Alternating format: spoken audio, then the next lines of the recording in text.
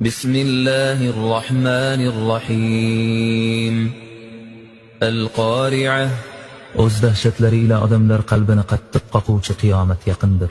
ما القارعة O'sha qattiq qoquvchi nima? وما أدراك ما القارعة Uning nimaligini qayerdan bilasiz? يوم يكون الناس كالفراش المبثوث U kuni odamlar ko'pligi va to'zib tarqalishi jihatidan xuddi atrofga to'zg'igan parvonalarga, o'zini o'tga uradigan kapalaklarga o'xshab qoladi. وتكون الجبال كالعهن المنفوش Tog'lar titilgan har xil rangli yunglar kabi havoda uchib yuradi. فأما من ثقلت موازينه فهو في عيشة راضية U kuni kimning yaxshi amallari tarozida og'ir bossa, u jannatda hamma rozi bo'ladigan hayotda bo'ladi.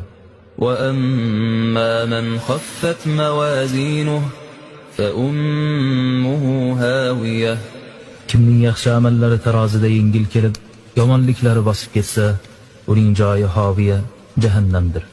وما أدراك ما هي Ey payg'ambar, hoviya nimaligini bilasizmi? نار حامية U qattiq qizigan o'tdir.